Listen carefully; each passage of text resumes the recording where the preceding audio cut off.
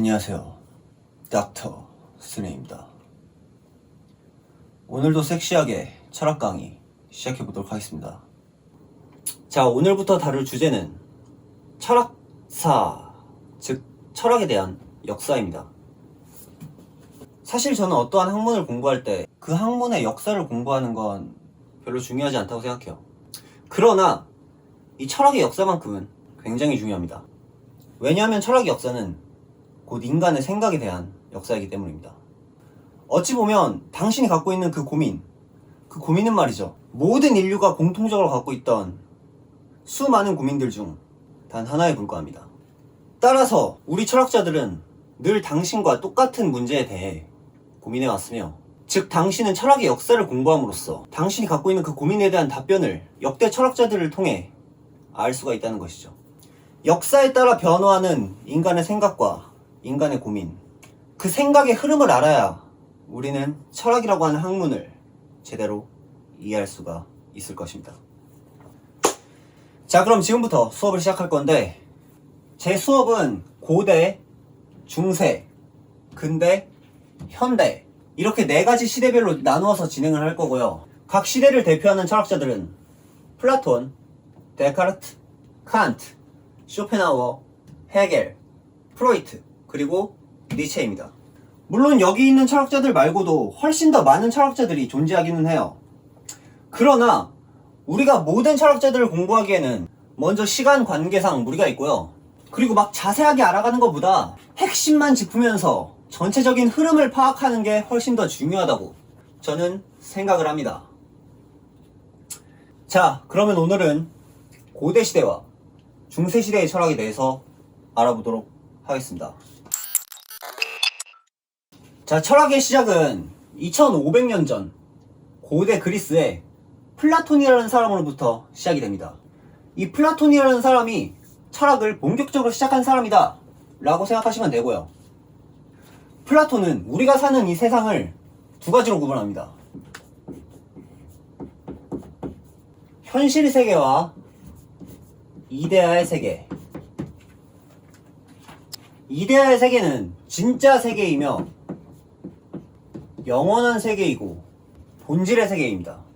그러나 현실 세계는 가짜 세계이며 변화하는 세계이고 모방의 세계입니다.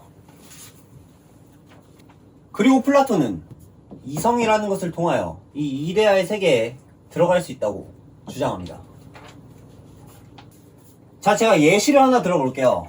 여기 현실 세계에 존재하는 바퀴가 있습니다. 이 바퀴는 대굴대굴 굴러가기 위해 만들어진 존재죠. 대굴대굴 굴러가려면 어떻게 해야 할까요? 바로 원 모양이어야만 합니다. 이 원은 바퀴의 본질이 되는 본질적인 것입니다. 그러나 바퀴는 원이라는 것을 모방하여 만들어진 모방의 존재입니다. 원이라고 하는 수학적 개념은 영원하지만 바퀴라고 하는 물건은 영원할 수 없습니다. 따라서 원은 진짜이며 바퀴는 가짜가 된다.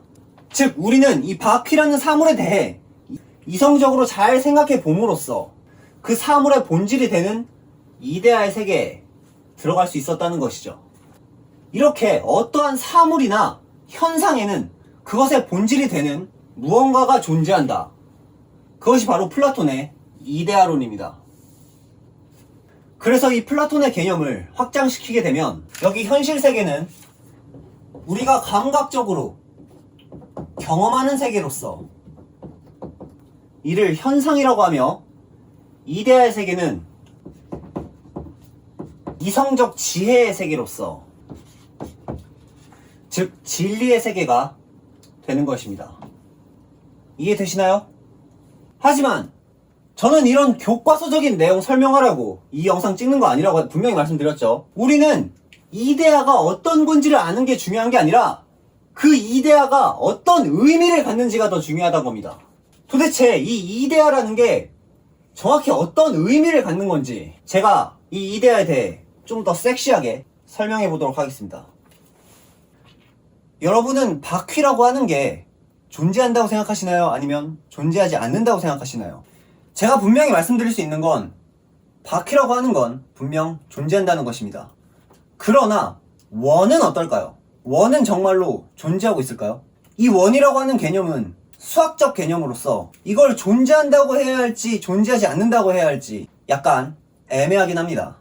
왜냐하면 원은 우리가 만들어낸 하나의 개념에 불과하기 때문이죠. 플라톤은 이 존재라는 개념에 대해서 진정으로 존재하는 것은 영원한 것이다 라는 말을 남깁니다.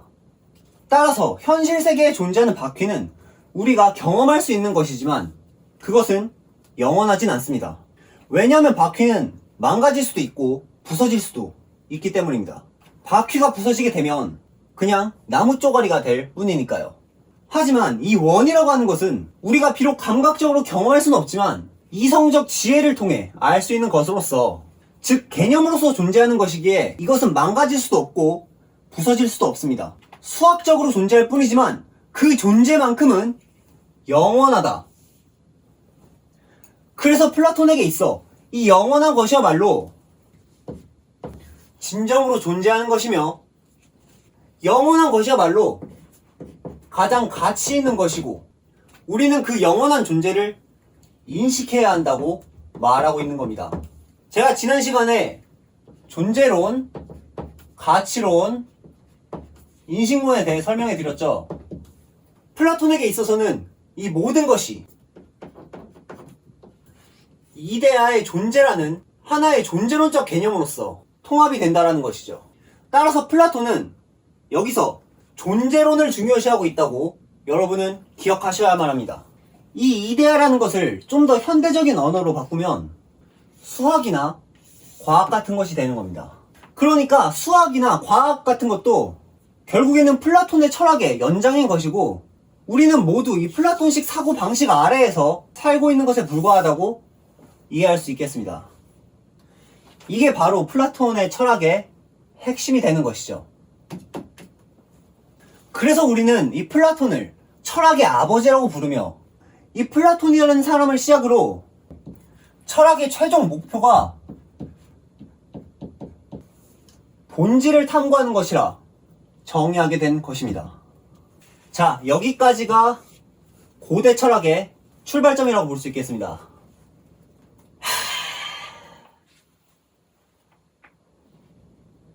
사실 오늘 제가 원래는 이 플라톤까지만 강의를 하려고 했는데 제가 지난 시간에 이 데카르트에 대해서도 강의를 해버렸기 때문에 이 데카르트에 대해서도 짧게 한번 이야기해 보도록 할게요.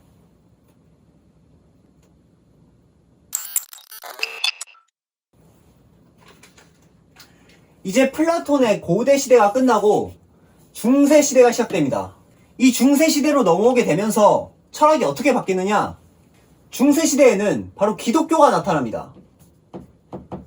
이 기독교가 나타나게 되면서 플라톤의 철학이 그대로 넘어오게 되는데요.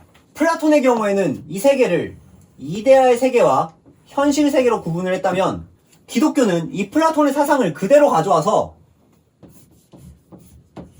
신들의 세계와 현실, 즉 인간의 세계로 구분을 하게 되는 겁니다.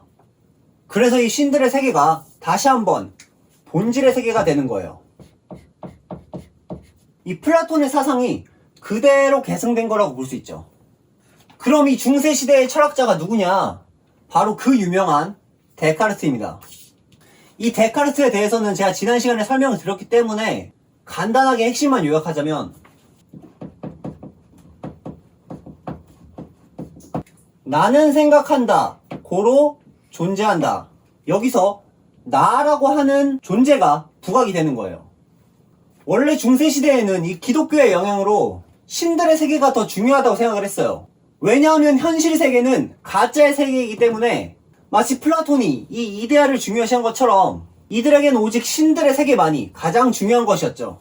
그런데 이 데카르트가 나타나서 나라고 하는 개념을 이 철학의 세계에 끌고 오게 된 겁니다. 이게 무슨 말이냐면 이 가짜의 세계, 이 거짓된 세계 속에서 분명 나라고 하는 존재가 존재하고 있다고 말하는 것이고, 즉 인간은 신에 의해 존재하는 것이 아니라 신으로부터 독립된 개체로서 인간 스스로, 인간 그 자체로서 존재하고 있다는 것을 확신한다는 겁니다. 따라서 이 데카르트에 의해서 신 중심의 사고 방식에서 인간 중심의 사고 방식으로 넘어오게 되었다 라는 게 중세 철학의 핵심이 되는 거예요. 이제는 신이 아니라 내가 더 중요해졌다는 것이고, 그래서 이 데카르트부터 인간 중심의 철학, 즉 주체 철학이 시작되게 된 것입니다.